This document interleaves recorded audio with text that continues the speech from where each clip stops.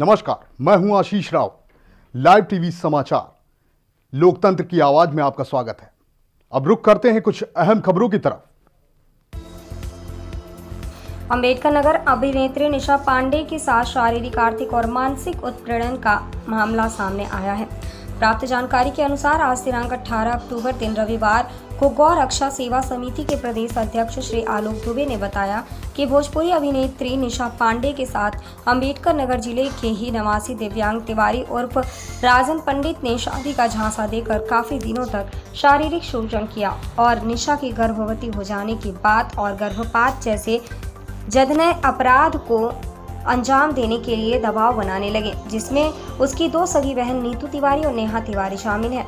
दिव्यांश नीतू, नेहा और उनके कुछ करीबियों द्वारा बार बार गर्भपात कराने का दबाव बनाने लगे, जिस पर अभिनेत्री निशा पांडे द्वारा गलत काम न करते हुए उन्होंने एक बच्ची को जन्म दे दिया और अब निशा 8 माह के बच्चे की मां है।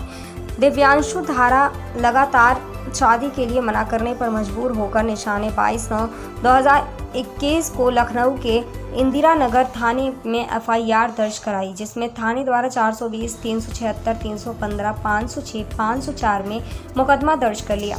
लेकिन अभी तक न तो पुलिस आरोपियों की गिरफ्तारी कर रही है और आरोपी खुलेआम घूमकर निशा पांडे को दे रहे हैं धमकी और पीड़ित महिला दर दर भटकने को है मजबूर।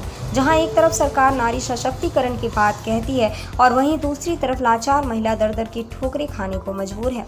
वहीं अब निशा पांडे के समर्थन में गौ रक्षा सेवा समिति के प्रदेश अध्यक्ष श्री आलोक दुबे ने बताया कि अगर समय रहते प्रशासन ने निशा पांडे को न्याय नहीं दिलाया तो मुझे मजबूरन जिले से लेकर राजधानी तक आंदोलन करने के लिए मजबूर होंगे। इसलिए हमारी सरकार और प्रशासन से हाथ जोड़कर यही निवेदन है कि निशा पांडे को न्याय दिलाया जाए और बच्ची को उसके बाप का हक दिलवाया जाए। लाइव टीवी समाचार से जिला प्रभारी अंबेडकर नगर से संतोष सिंह की खास खबर। नमस्कार, प्रणाम सारे भाइयों को। और मैं बहुत ही परेशान हूँ। राजन पंडित उर्फ दिव्यांश तिवारी नामक एक व्यक्ति ने मेरी पूरी ज़िंदगी ख़राब कर रखी है।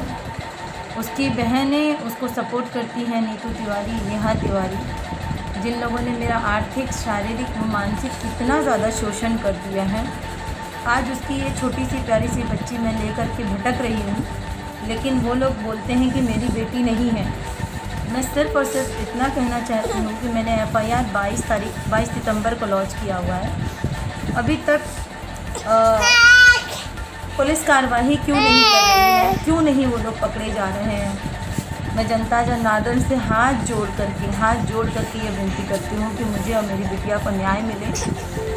और अगर मुझे न्याय नहीं मिलता है तो मैं इसके लिए जन आंदोलन की सहायता चाहूँगी, आप सबका सहायता चाहूँगी। आप सब लोग मुझे कृपया करके सहयोग करें मेरा और मेरी बच्ची को न्याय दिलाने के लिए, क्योंकि ऐसे ही न जाने कितनी लड़कियाँ बर्बाद हो रही हैं, जिनकी लाइफ ख़राब हो रही है। ऐसे नीतू तिवारी और राजन तिवारी की फेक ID सोशल प्लेटफॉर्म पे बना करके ये लोगों को ठगते हैं। मैं आप सबसे हाथ जोड़ के विनती करती हूँ कि मुझे आप सबका सहयोग चाहिए और आप सब सहयोग करें। मामला आज के परिवेश में जो लोग नारी उत्थान और महिला सशक्तिकरण की बात कर रहे हैं, उन लोगों की नज़र उन शोषित महिलाओं पर क्यों नहीं पड़ रही है। जैसे कि निशा पांडे का मामला भी जल्दी सामने आया है। लखनऊ के अंदर में, राजधानी के अंदर में 3 जालसाज मिलकर उनको अपने जाल में फंसा लेते हैं। नीतू तिवारी, नेहा तिवारी, राजन पंडित और दिव्यांश तिवारी, इन तीनों ने मिलकर जिस तरीके से निशा पांडे के साथ छलावा किया है, अब उनको गर्भवती बनाकर उनको छोड़ दिया। अब वो 8 माह के बच्ची की मां है। अब उस बच्ची को न्याय दिलाने के लिए मेरा पूरा संगठन पूरी तल्लीनता के साथ तैयार है। यदि जल्द ही इस मामले का निस्तारण नहीं किया गया, प्रशासन ने इसकी सुध लेकर इस मामले का निस्तारण नहीं किया, जल्द ही गिरफ्तारी नहीं कराई आरोपियों की, तो लखनऊ के अंदर बहुत भीषण आंदोलन होगा। और यह आंदोलन जिस भी स्तर पर हमको करना पड़ेगा, उस स्तर पर करने के लिए मैं पूरी तरीके से तैयार हूँ।